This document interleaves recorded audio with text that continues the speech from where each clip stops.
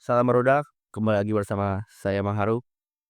Kita lanjutkan lagi proyek ngomong sendiri di YouTube channel Mang Haru ini. Kita akan bahas tentang suatu fenomena yang saya tulis di Utas Thread tentang kita semua pernah gagal, kita semua pernah salah, pernah mengambil langkah yang kita ya, pernah mengambil langkah yang kita sesali. Tapi ada satu hal yang jauh lebih penting dari semua itu. Apa langkahmu selanjutnya? Mari kita bahas ini karena seringkali kita itu merasa penuh dengan kesalahan, penuh dengan kegagalan, penuh dengan melangkah, tapi kita menyesal di akhirnya. Saya kira itu harus dilalui karena saya pribadi juga merasakan ternyata saya juga sering salah, saya juga sering gagal. Bahkan ketika saya pilih mengambil sesuatu langkah di antara pilihan, kadang kala saya juga merasa sesal ya, menyesalinya.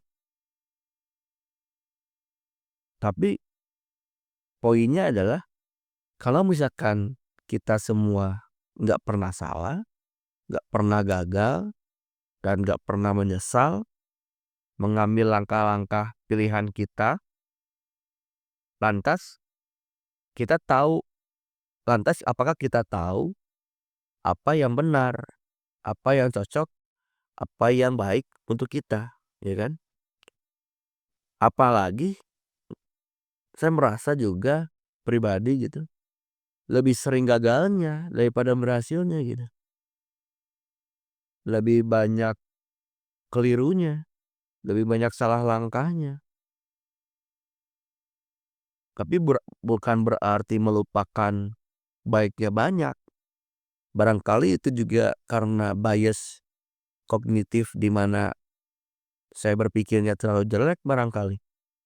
Maka dari itu memang kita harus belajar mensyukurinya. Kalau misalkan merasa harus kan seakan-akan terpaksa ya. Mungkin tips saya sih pribadi ketika tadi ya saya merasa gagal, saya merasa salah, saya merasa salah langkah dan akhirnya menyesal.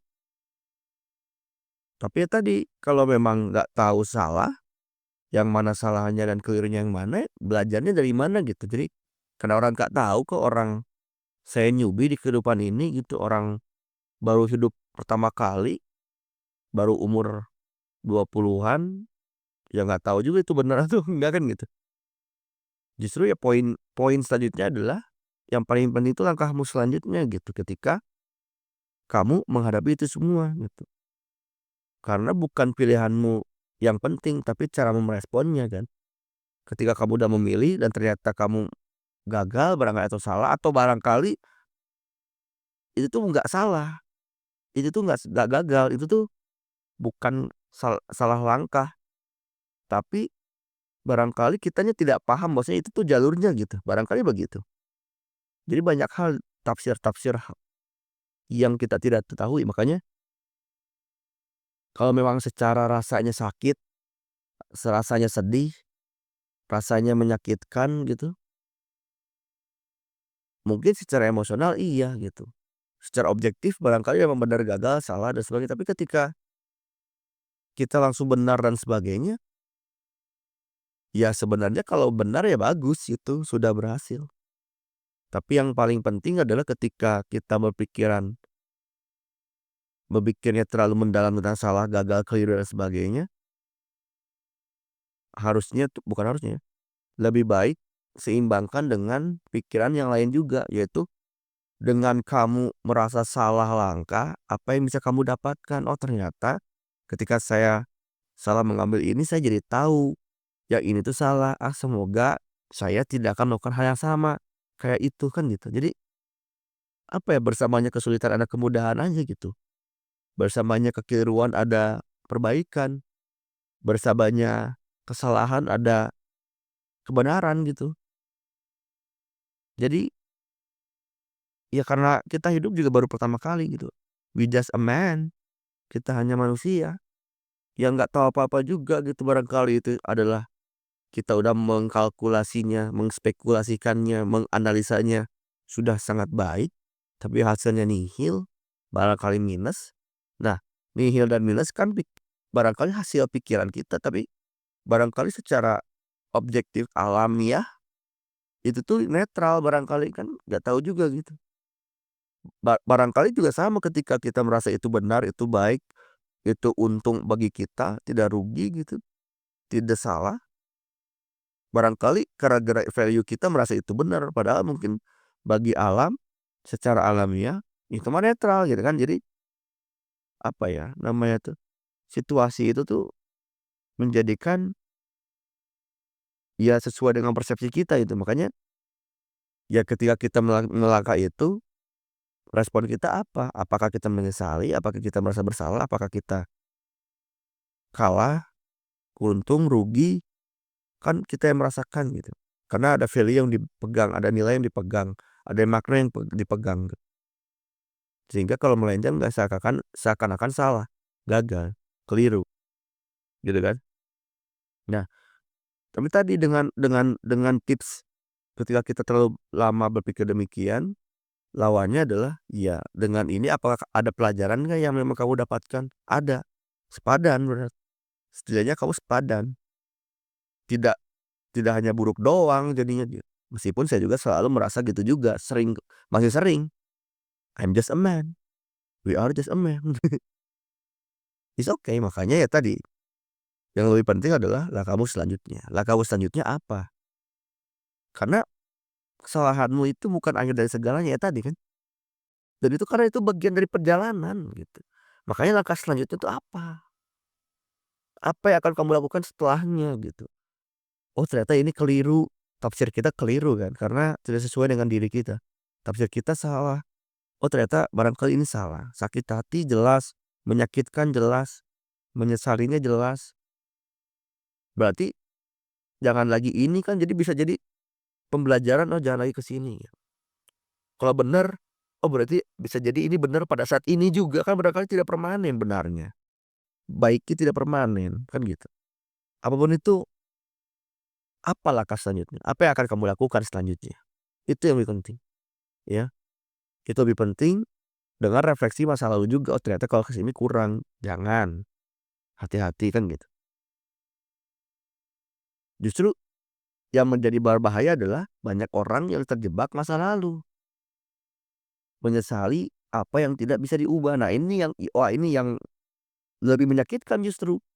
Aduh kemarin andai saja gitu kan. Aduh kemarin salah langkah, aduh kemarin begini. Sudah jelas itu salah, sudah jelas itu salah, udah jelas itu kalah, udah jelas itu sakit. Yang menjadikan bagi saya ya, ini mungkin personal subjektifnya, justru yang menjadikan tidak melangkah selanjutnya itu yang menjadikan itu keliru gitu. Yang tidak melanjutkan langkah selanjutnya lah yang menjadikan itu salah. Karena ya udah nggak bisa diubah masa lalu, nggak bisa diubah, ya kan? Masa depan masih suci. Yang bisa dilakukan adalah hari ini, present, living present, mindfulness pada saat hari ini. Apa yang akan kamu lakukan ketika sudah memilih ini? Langkah selanjutnya apa?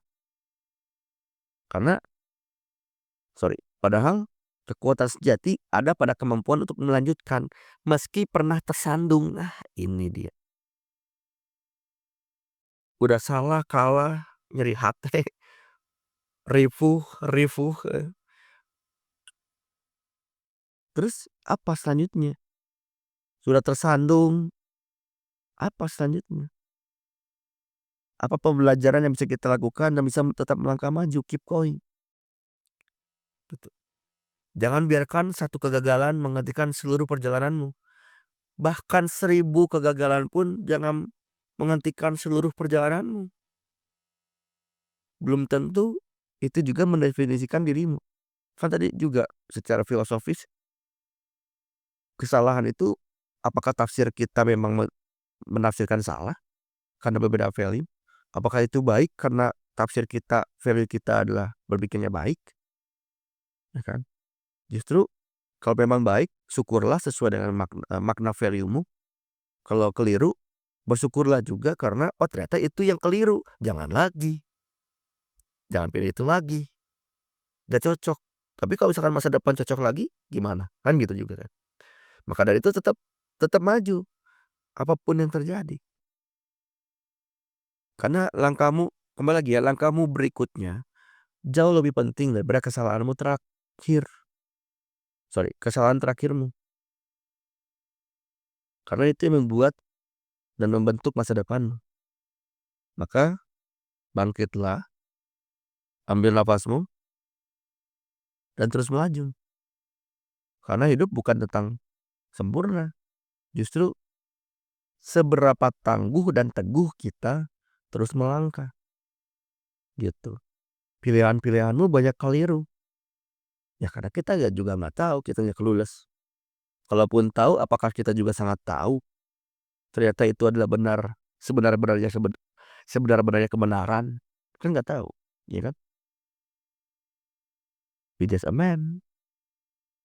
Kita hanya manusia. Kita juga tidak tahu. Kita juga tidak punya kartu masa depan gitu kan. Masa depan masih suci. Masa lalu nggak bisa diubah. Maka langkah selanjutnya apa? Ya, semoga dipahami, semoga menjadi inspirasi, semoga menjadi refleksi umumnya untuk kawan-kawan semuanya, khususnya untuk saya pribadi, karena memang proyek ngomong sendiri lebih condong bacain thread sendiri, belajar ngomong sendiri, belajar ngomong di kamera biar membiasakan diri terus-menerus di kamera. Apalagi belum belajar ngedit yang panjang karena sekarang aja ngomongnya udah 12 menit. Semoga semoga bermanfaat. Semoga kita tetap melaju dan tetap mengoptimasikan dirimu. Oke, terima kasih. Sampai jumpa lagi di episode selanjutnya. Bye bye.